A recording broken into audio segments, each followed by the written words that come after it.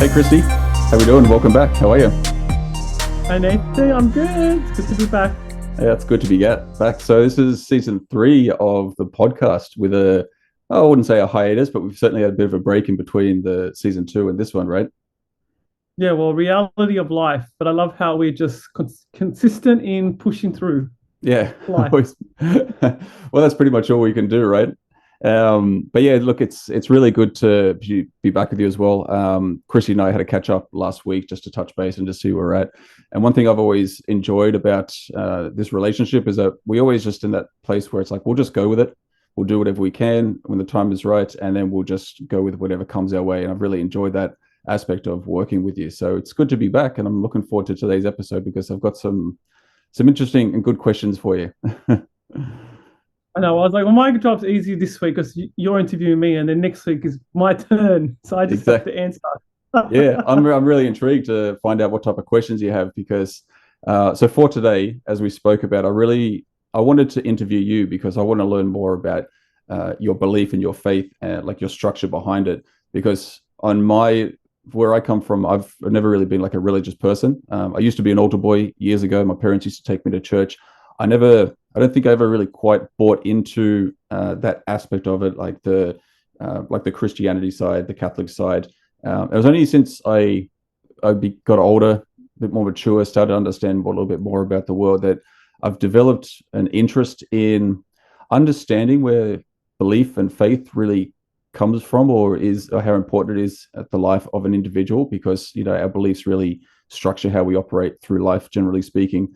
And so the reason I wanted to interview you is like I know some of your background, I know about some of your Christianity work, but I really want to dive down deeper into that more at an individual level and really structure it around like your belief, your faith, and understand more about where you're coming from.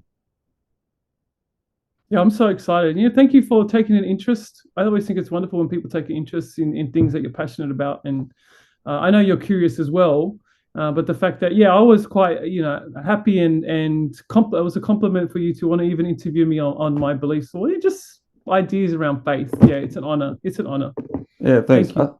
To kind of to pre-frame the interview, so I think one thing from my end is like I look out in the world. There's so many different types of religions and beliefs and faiths, and one thing which is very obvious is how people fight for their beliefs, even if they're very much aligned. And then there's a couple of different aspects of like across some type of like religious belief, for example, where that will be the line that makes people want to fight against each other rather than come together and understand more about it. And so that's quite fascinating to me. I think more and more these days I get very interested in why people are so divided and how they're divided and how they can't just come together and just really understand where people are coming from.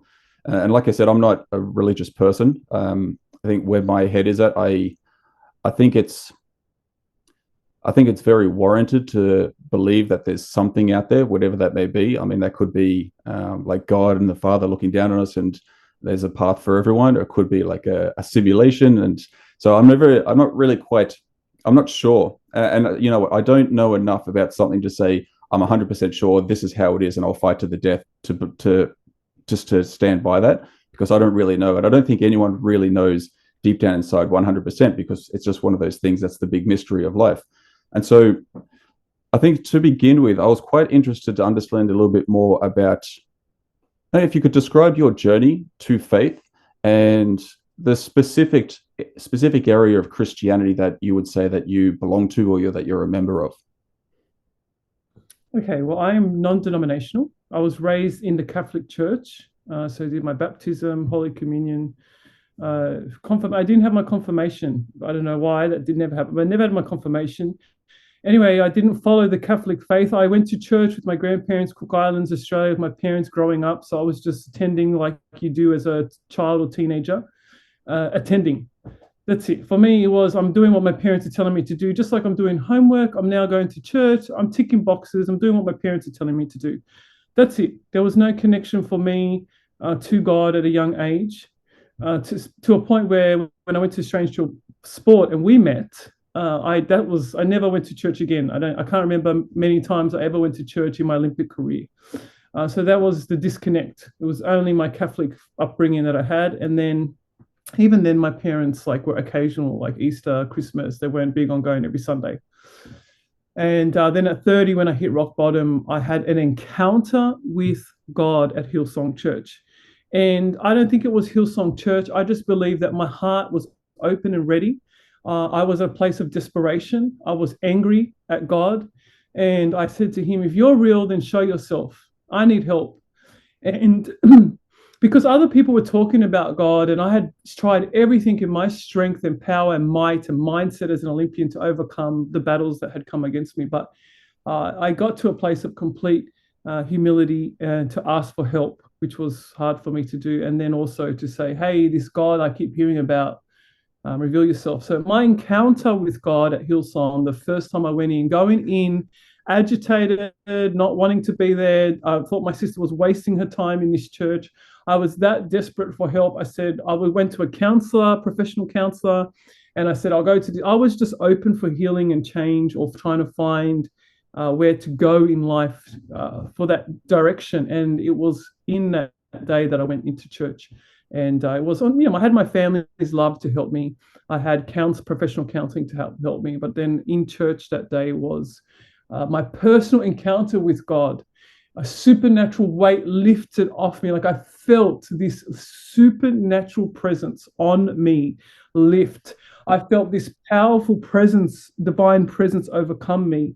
And it was so strong that everything left me, that I was anger. What I walked in with, I was bawling my eyes out, and I put both hands up.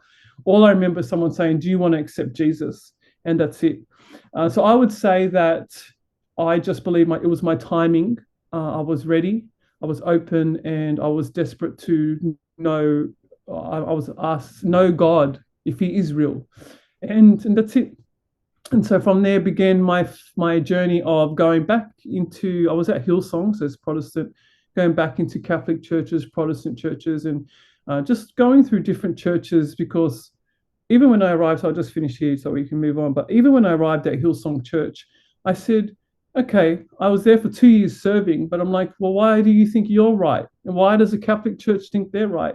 So then I began this journey of going around to keep listening to all the different teachings of different churches. Yeah. That's why I call myself non-denominational to this day.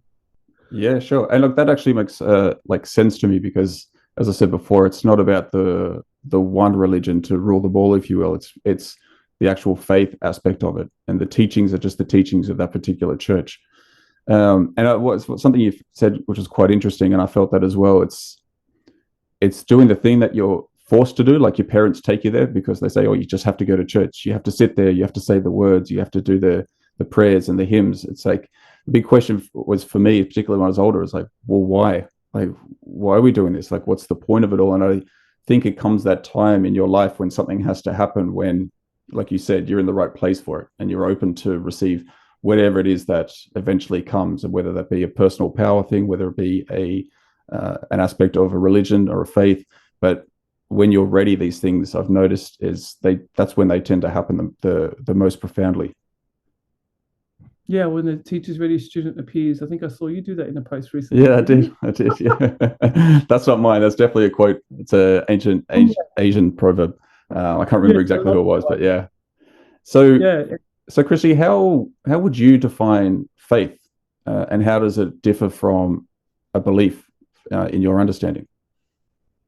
Well, believing in things unseen straight away comes to mind, because if you do not believe in the supernatural, the possibility of things unseen, supernatural, God, a world out once we die. If you don't start asking, it's like philosophically asking yourself these questions. I think that's so important. Even if you're angry at God, why did you do this? Just start, asking and questioning yourself and questioning God.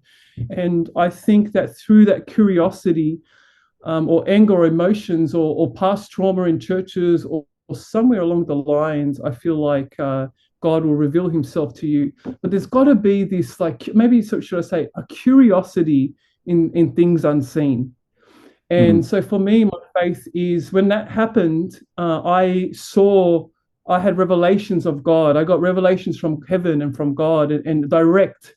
So even when people would try and deter me like you talked about, why do people fight? I mean, that's another one, the wrong spirit, operating in the wrong spirit. But no one can turn me away because I've had this one-on-one encounter and divine revelation, and I hear from God. You can't deny that ever.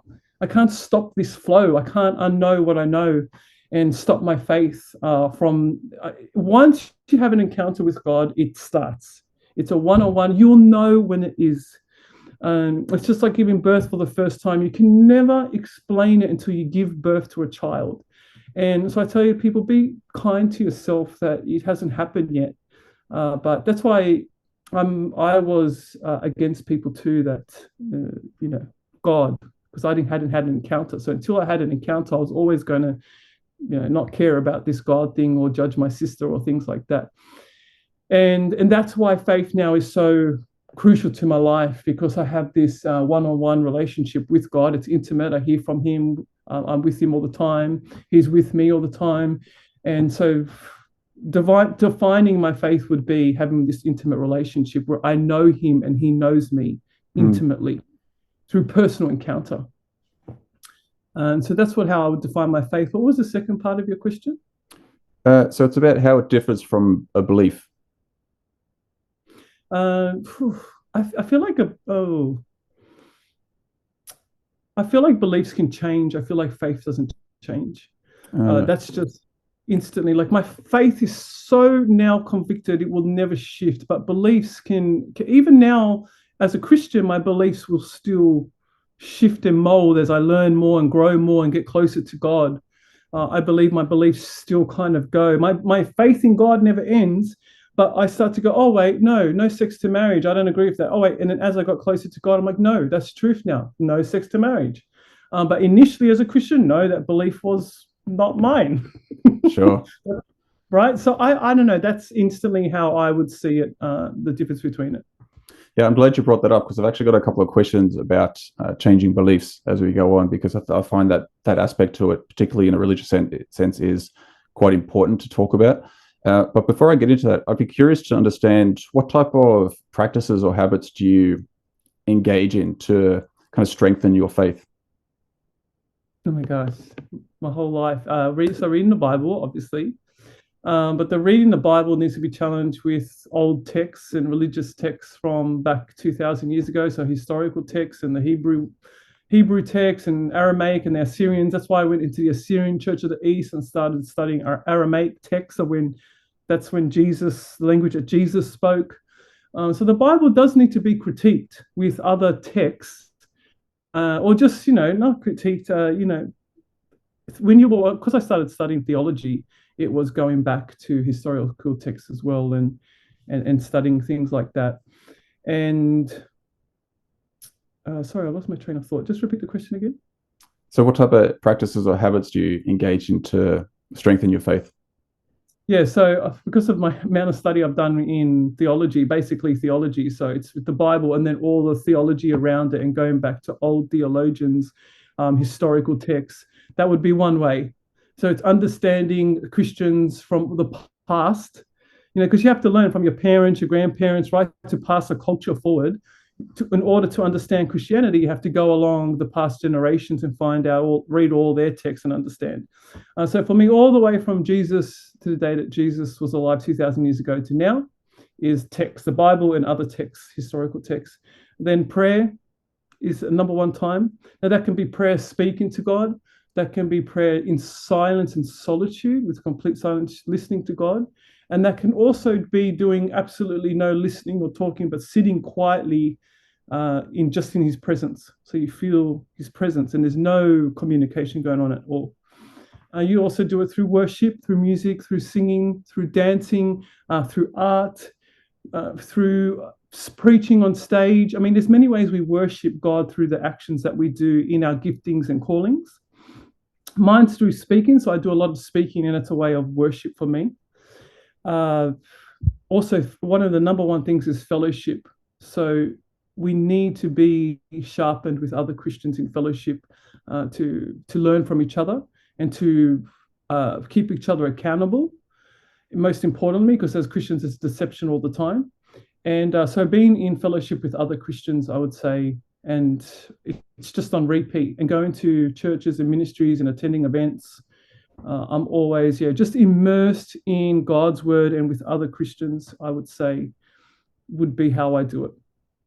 So what I'm getting from that is that the actions that you're doing and the work that you're doing, it's backed with that aspect of faith. So the intention is, I'm not just doing it to get up and refine my speaking skills. I'm getting up because this is my intent behind it is to worship my God, is to back up my faith, is to kind of give that message out there while I'm speaking. But that's the intention that's underneath it. Yeah, and most importantly, to get up and to do the will of the Father every day. Like He created me, put me on this earth, so then it's seeking His will each day. What I'm doing now, there's no way I would have done this. What I'm doing, this is through seeking the Father's will through the Word and prayer and worship and in fellowship. That I understand and learn each day what the Lord wants me to do, where He wants me to go. And so my life is completely submitted to God now. And so most importantly, it's all about each day doing the Lord's will. And I don't know how that looks. If it's getting up in a helicopter, if it's doing a theology degree, if it's in a church, if it's in a business, I don't care where it is. I just want to be in the Lord's will. And that's what's most important to me, to act out my faith and to get to heaven where I said I did the will of the Father every day, which is following my faith in Christ, and His will leads me to my daily actions and what I do. Sure. Have you ever experienced any times where you've had doubts in your faith and your belief? Yes. Not doubts in my faith. I've been challenged. And I said, yeah, like the Bible, for instance, the Bible's fake. Like I was in the freedom movement, and there's a big thing going around, the Bible's fake and it was made up and things like that. And I said to God, is it? and that was one of the times I challenged. I did, you just don't just, I challenged myself and I went straight to God and I asked Him about that. And no, it's His holy inspired word, and that's it. And only things will be revealed to people that have the Holy Spirit and that seek God and that. And so to everyone else, it's just a book, and it'll always be just another book. Mm. Yeah, but I got challenged, and I did receive the challenge, and I did say I better make sure, because what I was reading, it made so much sense, right? It made sense. I was like, that makes so much sense. But because of this relationship with God, I just went on that. I said, no, God, I'm going to trust you and then keep going. And I was so convicted that I kept going, and that's it. Yeah, and it's interesting to say that when you said you're part of the freedom movement. One thing I found with that different way of thinking, it's that once again, it's people that are all on the same path, yet they fight over the differences in their opinion, even though they're kind of striving towards the same thing at the end of the day.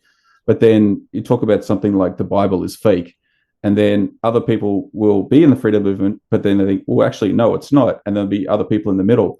But then you notice everyone still wants to bring you onto their agenda and their way of thinking, rather than actually being open to it and being like, we're actually in the same boat here. We're moving towards the same thing. We don't have to fight over this as well. So with that in mind, how do you reconcile your faith with that type of thinking, or people that have a more like scientific or historical informational background, which is kind of contradicts religious teachings? Oh, absolute honor, respect, and because that's where I'm like that to this day. If you give me something new, I'm not just I'm gonna tell you if I disagree. To be able to disagree and have these philosophical conversations, or just to be able to have a conversation with someone you disagree with and still be friends at the end, seems to be a lost art. And and even today, I had a lady come up to me in the gym, and she was like, "Oh, I don't mean to offend you, but I really don't believe in the Bible." And she was so like, "I don't mean to offend you," and I was like, "I'm not offended." Why would you get offended with that? You can have your opinion, right? But that's the world we live in. And plus, don't forget, I was that person 10 years ago when I was saying to my sister, "Why are you wasting your time at this church?" And here I am now. It's just as much as her, even more. So just let people just have these conversations for life to grow and still be friends, even if you disagree. Yeah, I think people are just too afraid of offending people like that woman there. I mean, particularly these days when we're actually It's like people are being indoctrinated into you can't say this because you might offend someone. Where someone like Ricky Gervais will say, "Well, if you're offended, that's not my problem. Like that's your problem, and it's okay to be offended. You don't have to agree with everything." Um, yeah, so I find that part of it really interesting. But like, how do you've got your personal values? How do you navigate when your personal values are actually challenged by religious teachings? Uh, well, I mean, I Or do follow you the find they're Bible. quite aligned these days? No, the whole point is to align ourselves with biblical principles. And the thing is, we don't want to. We say, "Oh, well, I like that one. I don't like this one. I don't like." You can't do that. If you're a Christian, you've got to align your values with biblical values and become God is first, family is second, everything comes else. If you know, you've got to practice abstinence and purity, and you've got to do all the things that the Bible tells us to do, and act in the right spirit and forgive people. Do all these things, and but the reality of that for us is it could be a lifetime of just grace that we need from God because we never reach there, but we constantly strive to get there. Yeah. So yeah, my values, my highest values and priorities is God, family, and then ministry. That's it. That's my top three. I know my top three, and I stick to my top three, and that's it. And so obviously, if God is my number one, then or yeah, as a Christian, it's the Holy Trinity. So it's the Bible. So then I have to live by biblical principles. Whatever you see in the Bible, I have to live by that. Yeah. And so with that, I'd say I've noticed that people that really are into their faith, into their religion, it's because their primary values are already in alignment, but there may be some other values which aren't serving them, but then they become in alignment once they start going down the path of being involved in a certain faith or religion. And so the thing that is appealing to join a certain church or a certain religion is that alignment with the values that they have in place. And they realize that there's areas that they need to work on within themselves. And this is their way to be able to do it. That's so true. No, that's true. Because a lot of people they've said to me, Christy, you were like this before you were Christian. Yeah. They're like, don't say that it was because of God, Jesus, that you're like this, because you were always, giving or kind or this type of person, whatever. And so I'm like, yeah, that's true. So you're right. You're absolutely right. We do come in with a set of, like, even my dad, he's so amazing and that, but he doesn't right now have this intimate relationship with God still. He still believes in God. He's a Catholic, but he doesn't. This what I have with God, my dad doesn't have.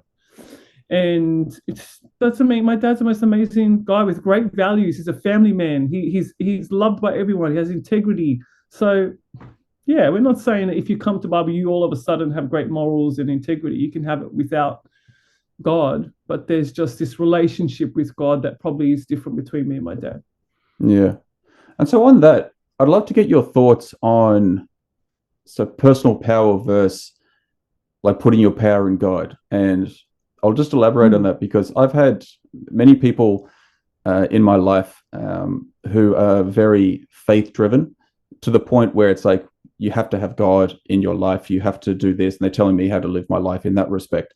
And so one of the things that I feel like I'm pushing up against it with is that the aspect of personal power, because I hear your story, I hear people that have a similar story and they say, well, I just put all my power into God, I put all my faith into God.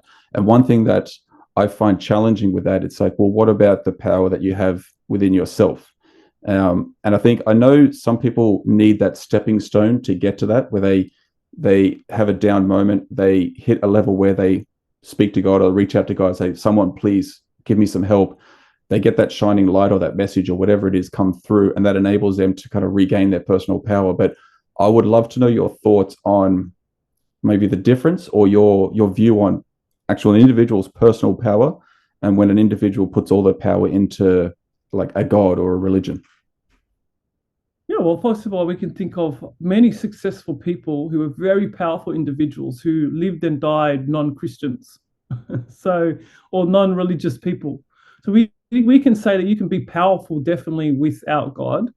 I know. I mean, I'm challenged. I was challenged on this a while ago because when you think philosophical, you get challenged, and you do say, well, yeah, you can. But for me, I just got asked this question at a women's conference recently, and I just believe that my power had limits. But with God, it's limitless because he can do the impossible. He can do miracles, signs, and wonders. He can do the supernatural. We as humans cannot do those things.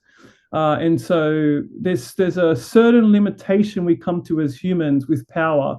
And then there's this whole another level of God's power, sovereign power, divine power that we get to tap into if we choose. It's a choice. But now that I know God's power, it's easy to say to people, you need this. There's this thing here, you need it. But that's for someone else, whether they believe if they receive it, get it, and agree with you. Even when they get to having God's power, do they agree? But I believe, I said in the conference, I said my power had limits. And when I came close to God, what God did was he showed all the flaws, weakness, insecurities in me. He healed things in me. I never thought I could do helicopters. He gave me the power and authority and everything I needed to do that. Anything now, I can do it because I trust that if God's called me to do it, I can do it. And so I don't have any insecurities or worries about doing anything now. Because if God's called you to do something, his power will allow you to operate in that domain. Then there's no fear of death. There's a power in that as well, operating to go into dangerous situations and things where before, when I was on my own power, I wouldn't trust God, I wouldn't trust myself or trust people. So there's just this wonderful trust and faith in God for all situations that makes me way more powerful as a friend, a mother, and a person, because there's more trust. I think one of the things we lack as individuals also is trust and worried, fearful, anxiety, all this stuff. Yeah. Yeah. So look, I agree with that. When I'm working with my coaching clients, a lack of trust, which is where a lot of fear comes from, that is definitely there. They're not taking a step towards creating a bigger impact because there's a lack of trust within themselves, or they don't trust themselves enough to go do it. And so that creates fear inside them. And so one thing I'm curious to get your thoughts on is when we're talking about beliefs, and you said it before about how a personal belief can be changed, like, I'm not good enough, I'm not smart enough, I'm not confident. That can be changed into something which is more powerful, like I am confident, I'm very smart, I can achieve anything I want to achieve. And so I'd be curious, and going back to what I asked you about personal power and belief. So what you said was, and this may challenge you a little bit, and so I'm trying to say this with respect, of course, is you say then we've got so much power, or we think we've got so much power, and then we need God to kind of bring that supernatural level to it. But what if that was like a belief? You know what I mean? The belief was that we're limited to a point where we need that other thing, but the reality could potentially be that we already have that power, but God is something that we use as a way to tap into it on a personal level. I'd love to get your thoughts on that. Well, straight away, it comes to me. For me, we as Christians believe the Bible is absolute truth. It's absolute. Whereas in the world and in science or in philosophy, you can easily just say, oh, exactly, we can be challenged and beliefs can be moved and things like that. But there's certain truths in the Bible that are just truth. And once you get that conviction, then truth is truth. And that's why we can make decisions based on beliefs and thoughts and ideas out there, and we have God's truth. So when I have to make decisions, I always come back to God's truth, because it's now truth in my heart, my soul, and spirit, and stand on the word of God, which is the Bible, which has the power. It's not words, it's not affirmations. I can do all things to give me strength, or whatever I can do the impossible. It's not affirmations, it's the power of God in the Bible that allows us to stand firm on those convictions. So that was just the first thing that came to me, is that absolute truth. So it doesn't, my sister and I were talking about it because she's at university right now. They have all these conversations. And at the end of the day, it can be challenged, right? Everything you believe, everything can be challenged. But one thing we believe is the word of God and God's truth cannot be challenged. And that's it. But that could be a belief as well from us. That is a belief as us, but that's our belief. But one of faith that we do not see. When I said faith and belief, I won't budge on that. There's the absolute, the faith and the Bible and the absolute, and then there's the, okay, I've got to keep becoming more Christ-like as a Christian. But in terms of that, that is a faith, conviction or truth for us. It's a truth, not a belief. Yeah. I've always thought that it doesn't really matter what you believe. If it helps you and serves you and it means that you're a good person and you're helping others, that's all that really matters. Like if your belief and faith gets you through difficult times, then who is anyone to be able to pile on that and say it's a bad thing? It doesn't matter what they believe, as long as they're not doing bad by others and they're contributing. I think it's one of those things. It's like, well, let them. Like, how can you even argue with that? But I'd be curious to understand is what do you think religious beliefs are more resistant to change than other types? Look at the Bible. The Bible's been around for 2,000 years. No, I think people change. That yes, all the 2,000 years later, it's changed, but the truth of the word hasn't changed. And but people have changed, and the way we live our life now, the way we dress, the way we talk, wasn't the same as 2,000 years ago. So I suppose we have to make those adjustments. But the truth of God, no. I mean, and I don't want to talk for other religions because I've only done basic, basic knowledge on all of those. But in my Christian faith, no. It shouldn't. Yeah. And then when you say religious, don't forget, when you say everyone interprets religious different. I think I'm a religious person, but not religious in the way people negatively look at religion. You're a religious person. Like, sure. Yeah. It's a positive thing. So interpretation is another thing as well. So then how might changing a core belief about yourself impact your relationship with God? Like, or your understanding of your faith? Like in an example?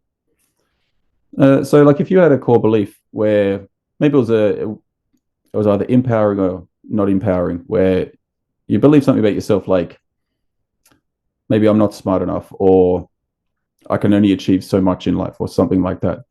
If you change that, what type of impact would that have on your relationship with God and your understanding of your faith? Well, that's what's happened. I mean, I came to God with, and even though I had achieved a lot by the time of the Olympics and everything, by the time I came to God, I still came to God with so many insecurities, so many fears and doubts in myself, and so many. And it was God that I felt like cared enough, merciful enough to forgive anything bad that I had did, cared enough, and was just there to help me work through everything and empower me in every single fear, like all spirits or any thoughts or beliefs, anything in me. God knew, like he can read our mind. He's God. He knows our thoughts before we think them. And because I have that type of love around me, I just feel like that's what increased my faith. Because each time, as long as we're open and willing and humble enough to look at, maybe it's me, there's something wrong with me instead of everyone else in my relationships or people, that everything I was pointing out, as soon as I started pointing in with God, then that just completely changed my faith, because he kept healing things. He kept changing things. I kept doing things I thought I'd never do. I kept going up and up and up and healing. And so I just feel like God is the greatest healer and deliverer of all there is. And even leading me to you, Nathan, I feel like that was God as well, because we had those sessions as well. And, there's a lot of Christians too that will say, oh, you don't need any book but the Bible. And you don't need counselors and all this stuff. And I was just like, yeah, but I believe the Lord leads us to people and books and things like that. Yes, we have the Bible that if we needed to, we just have the Bible. But I went to Landmark Curriculum. I did all of them. Christians disagreed with that as well. They say you don't need to go do all that self-development course.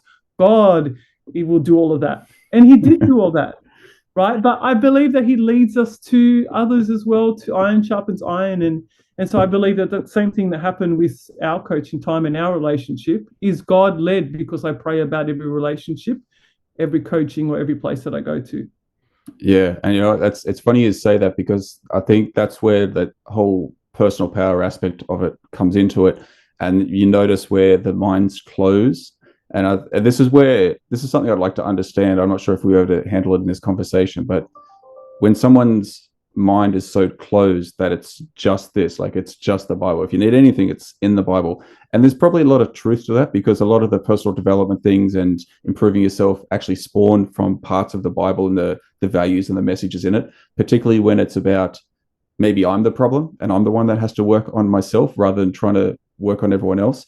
And so that closed-minded aspect to it is something that I think that's where a lot of that disagreement comes into it, because that's when it's someone's view of the world and their interpretation of their faith and their belief getting pushed onto someone else. When someone like you is like, I'm actually very open. I want to be the best I can. I want to work on whatever I need to work on, and I'll find the tools that I need to find to be able to get the best out of myself.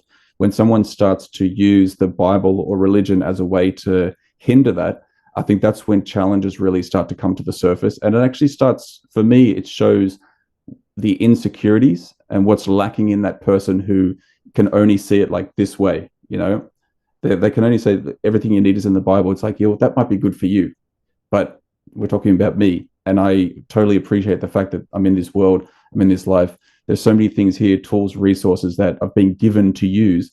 Then I'd be crazy not to use them, right? Even a friend of mine, we're talking about just wasting time watching stuff on Netflix and things like that. This is a very spiritual guy, but his philosophy was like, yeah, I've just been binging, what season was it? It was like The Expanse, I think, which I got him onto. And he's like, yeah, I've just been binging that because you know what? One of the things I've learned is that I've been given these things to sit down and enjoy, especially when it's time just to relax. So I'm going to enjoy it. And that's okay. And I think it's the same with everything. We've got all these things here that we can use, but it's up to us to take the step and be like, I'm actually going to find the tool that I need. That might be religion. That might be a self-help book. It might be a course. It might be more learning, but whatever it is, it's up to us and take that responsibility on ourselves to find that thing and do what we need to. Yeah, and my freedom came because my sister had been in the church for 10 years. So thank goodness for her. If we listen to those before us, she's like, Christy, I did this, don't do this. I went into the church, I did this. There's flaws in the church, just like any business organization out there. They've got flaws. Okay. And so she liberated me from day one, told me to watch out for things. And so one of the greatest things when you go into the church, and I've been in church for a long time, for many churches now, is that the Christians can be the worst sometimes in that this is the way, this is the way. It's just like, so as soon as you get this, that's why I'm so focused on people to know God intimately, because when you know God intimately, you can go with these people and not be swayed and moved or agitated and angry, because you're just like, no, I don't agree, and that's it. And you keep staying with this church. I can still serve for 2 years and just say, but I don't agree with that, but I'm still going to serve. I don't run away, leave, or hate these people. I don't have to agree. I'm not going to agree with everything my son, my sisters, my dad. We're not going to agree on everything. It's exactly the same in the church. Yeah. We have many same beliefs, but there's some things we're just not going to agree on. And so that freedom and liberation has just allowed me to operate powerfully in churches. And even if they speak harsh words, I just like, that's your issue, that's not mine. Like, you just got to be free in the spirit with the Lord when you go into churches or non-churches, because you're going to get it in a church or out of a church for different topics. But the relationship for me is the important part, which that's why I always talk about that. Yeah. And so how long has it been with your spiritual journey now? Has it been about 10, 11 years? 10 years. 10 years. It's like happy anniversary. So yes. if you think back to when you first got that message from God and you were searching for answers and he spoke to you, have you, in your view, over those last 10 years, have you had a set of your core values been, I don't know, maybe challenged or changed, or an interpretation of a religious teaching? Has that been, do you reinterpret that now based on changes that you've made within yourself? Yeah, everything's evolved over the years, but I feel like I've got to my convictions now. I didn't talk about something or let anyone know an answer until I had a conviction of God. I'm like, I'm not going to talk about things that people are like, oh, what about, gay marriage? What about abortion? What about, sin? It's just like, hey, I'm not sure. I'm gonna wait till you can't force me. I'm still learning with God. I'm still sitting with God on this. And so I feel like over the 10 years was like my PhD with God. And I had to walk through everything that I walked through to now powerfully walk as a single Christian woman in ministry and business. And so now I feel ready, whole, and walking powerfully in this role now. Having done my 10 years of discipleship training with God, which was incredibly, extremely hard. So Mm. when we paint this easy picture, I know it's not, but like I say to people, the Olympic Games was incredibly hard, but it was worth it. And that's how it is as a Christian. Don't let anyone tell you anything other way. I don't know why they're painting this beautiful, happy marshmallow rainbows and butterflies. It's not like that. If you're following Christ, look at Christ. What happened to Jesus? He was persecuted, hated. I mean, and he went through. He was poor. He was so it just yeah. It's a wrong perception. I actually sometimes think it was a lie I was painted. This is not what it is. Whatever I grew up with or whatever I saw others doing or online on TV, I go, that's not reality. Yeah. You know, this Jesus are they following? That's what I say all the time to myself. So what I thought it was is not what it is. Yeah, and that's it.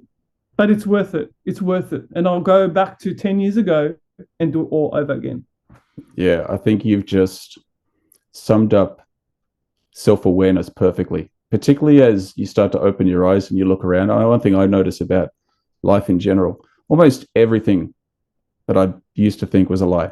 You know, how the world works, what we're supposed to be eating, Yeah. what we're supposed to be drinking, what we're supposed to be doing, you know, all that stuff. If you look around and you actually open your eyes, it's all like a big lie, you know, and it's up to you to understand that, first of all, you're in charge of your own life. You get to make the choices for your own life, whether they're good, bad, or ugly, they're your choices to make.